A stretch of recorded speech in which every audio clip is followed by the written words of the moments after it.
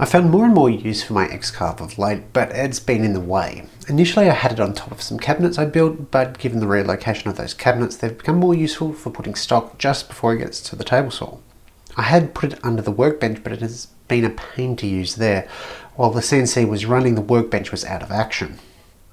So I needed to build a cart, and like everything in my workshop, it needed to be on wheels. This is a very short project as I wasn't really sure I'd turn it into a video. One of the issues with the Canon DSLRs for video is that they can't record more than about 12 minutes of video at a time. Generally speaking, you don't want clips longer than that, but for woodworking it can be tricky to show the full project. Instead, I opted to take a series of photos on a timer, hence the choppy action. After breaking down all the material using the miter saw then table saw, I smoothed it out using the thicknesser.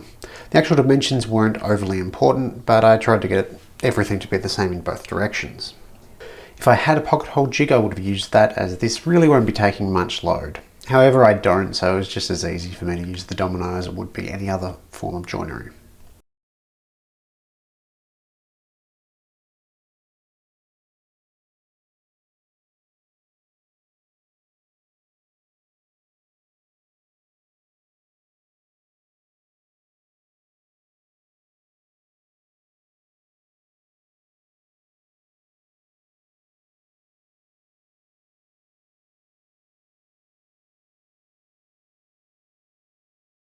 After a dry fit, I realised I hadn't counted the 80mm worth of leg thickness, so I cut down the rails and had to redomino. Glue up was a bit of a hassle to do by myself, but given I didn't really care too much about the accuracy, I was able to get it done reasonably square using mostly pipe clamps all at once.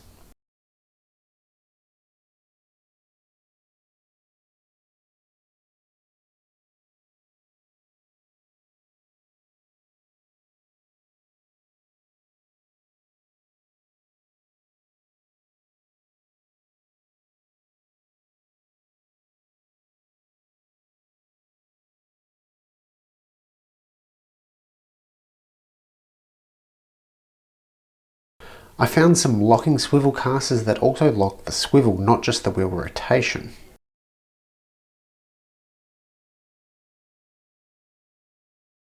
For the top, I cut down some 6mm ply, then cut some pine to support it. And gosh, do I hate pine.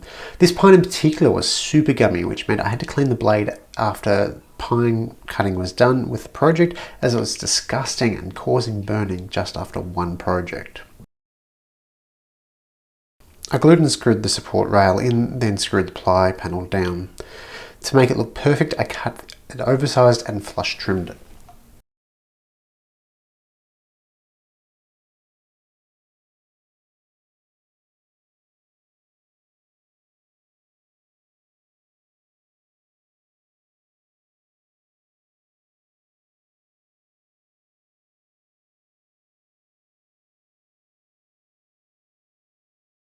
As the XCarve requires a computer to send the commands to the G-Shield, I needed a way to mount my laptop.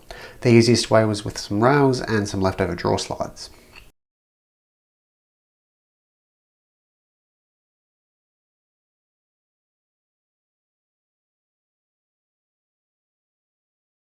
I made up a little tray for the laptop to sit on with hardwood supports to attach the drawer runners to. There is a little bit of flex when typing, but it's not too bad.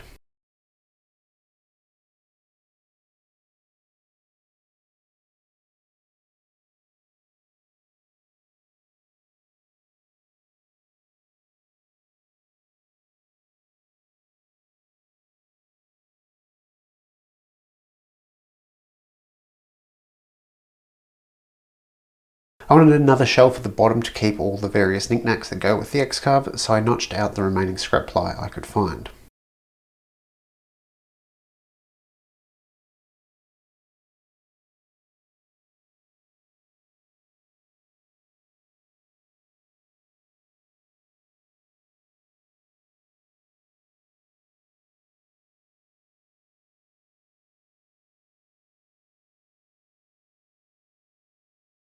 Eventually I'll secure the XCarve down with some M5 bolts and nuts, but for now just some simple plywood brackets on the corners is enough to lock it into position so it won't vibrate off the bench.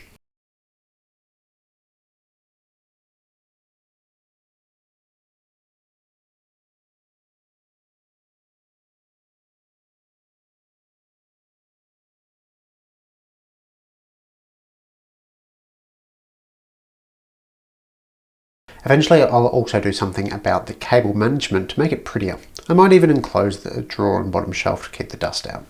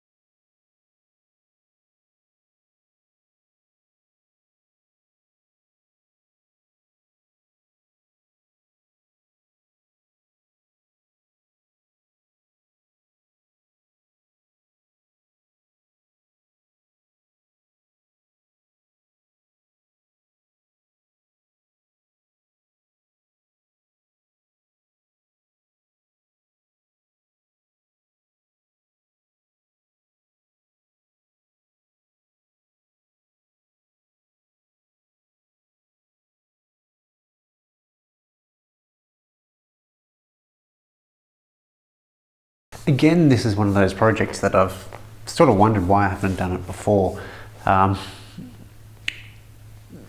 It's really nice to get this out of the way of the workbench or of the cabinets over there, so I can put this in a corner, leave it to go. It's all relatively self-sufficient, meaning I can get on with other things while the XCarve cuts out a part or a project, another project, whatever.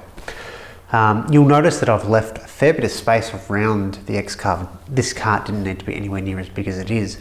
However, I thought that if I made it a little bit bigger, it'd be easier to add a cabinet over the top. I'm thinking an acrylic cabinet somewhere down the track, so I can see in there, see the workpiece, but reduce the noise it generates as well as keeping the dust all inside. But I don't know when that will happen.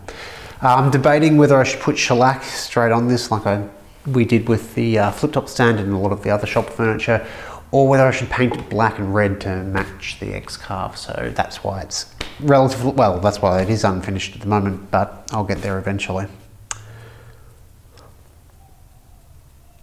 As I mentioned, there's a bit of flex when you're typing when the keyboard draws all the way out. But it's, I think mostly actually the drawer slides more than the frame tray thing. So I might eventually add a few more supports. It's all screwed down rather than glued, so it's relatively easy to make those sort of additions. Thanks for watching.